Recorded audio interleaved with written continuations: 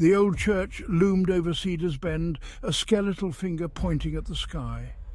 Rain lashed at its stained glass windows, long since shattered. Locals whispered of the night it happened, the night the ritual went wrong. A night that stained the church with unholy energy, turning it into a haven for something dark, something hungry. They said the air grew cold around the church, even in the summer. They said you could hear the screams of the damned if you listened closely. Most people avoided the place, their fear a more potent force than any dare. But some stories, like flames, beckon you closer.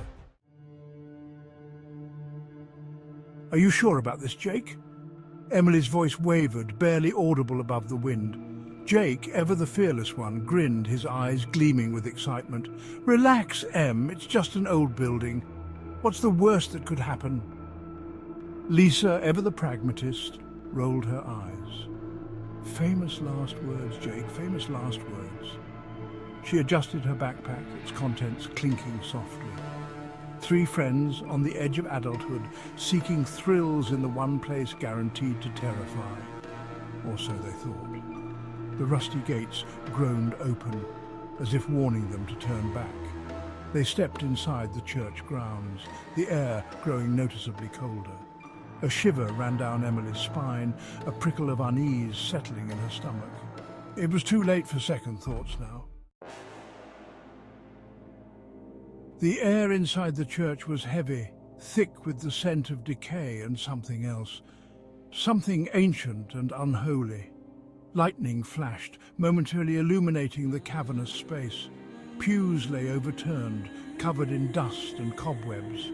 The air was thick with a silence so profound it felt like a physical presence. Thunder rattled the building, shaking loose a cascade of dust from the crumbling ceiling. Jake wandered towards the altar, his flashlight beam dancing over the faded tapestry behind it. Emily, her heart pounding, stayed close to Lisa, her eyes darting around the shadows. Each gust of wind that rattled the boarded-up windows sounded like a whispered threat. Behind the altar, half hidden beneath a pile of rotting hymnals, lay a book. Its leather cover was cold and damp, the gilded lettering barely visible. Jake picked it up, brushing away the dust. "What do you think it is?" Lisa whispered, leaning closer. The symbols on the cover were unfamiliar, twisting and turning, in a way that made Emily's head spin. Jake opened the book, the brittle pages groaning in protest. The words were written in a language none of them recognized, yet somehow Emily felt like she understood. As Jake flipped through the pages, a low hum resonated from the depths of the church. The air grew colder, the shadows in the corners seeming to deepen and writhe. A shape began to form in the aisle, coalescing from the darkness like smoke given form. The figure stood tall and skeletal, its edges blurring in and out of focus. Two pinpoints of crimson light burned where its eyes should have been, boring into them with malevolent hunger. Emily's breath caught in her throat, her voice trapped in her chest. "What? What is that?" Jake stammered, his bravado fading in the face of this tangible terror. The figure glided closer, its movement silent and unnerving. A low growl emanated from it, a sound that seemed to vibrate in their bones. Lisa stumbled backward, fear contorting her features. They were trapped. The entity lunged for Lisa, its clawed hand outstretched. With a gasp, Emily shoved her friend aside, scrambling backward until her back hit the altar. The book lay open beside her, its pages filled with those strange, hypnotic symbols.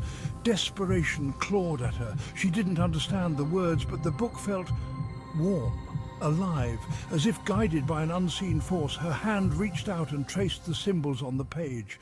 The air crackled with energy. The entity hissed, a sound filled with rage and pain. Section 7. Freedom's Price. A blinding light erupted from the book, throwing Emily backward. She shielded her eyes, her ears ringing from the force of the blast. When she dared to look again, the entity was gone, vanished as quickly as it had appeared. The church was silent, the only sound the pounding of her heart. Lisa rushed to her side, her eyes wide with concern. "Emily, are you okay?" She shook her head, trying to clear the dizziness. Jake stood frozen, his face pale, the book lying forgotten at his feet. They were alive, but at what cost? Section 8. Haunted by the Echoes. They fled the church, the storm outside a welcome relief compared to the horror they had just faced. The rain soaked through their clothes, but they didn't care. They were alive, they had escaped, but the experience had changed them, marked them in ways they didn't understand. Emily couldn't shake the feeling of being watched, of something cold and malevolent trailing behind them. The whispers followed her home, echoing in the silence of her room. She could still feel the heat of the book's power, the weight of its ancient knowledge. What had she unleashed? Section 9. The darkness lingers. Life in Cedars Bend tried to return to normal, but the memory of that night lingered like a shadow. The church remained, a constant reminder of the horrors that lurked beneath the surface. Jake, his usual bravado shaken, refused to speak of what they had seen. Lisa, ever practical, tried to rationalize it away, but Emily knew the truth.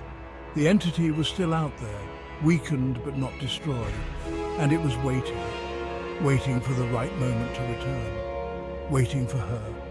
She could feel its cold, malevolent gaze on her back, even in broad daylight. The whispers grew louder, the shadows deeper. Section 10. Never truly safe. The old church stood silent, a monument to their terror. But beneath the silence something stirred. The entity, wounded but not defeated, waited in the shadows. The ritual had been disrupted, but the door had been opened. And Emily, forever marked by the encounter, knew that some doors are not meant to be closed. The whispers followed her, a constant reminder of the darkness that lurked just beyond the veil of reality. They were safe for now, but some nightmares never truly end. They only wait for you to close your eyes.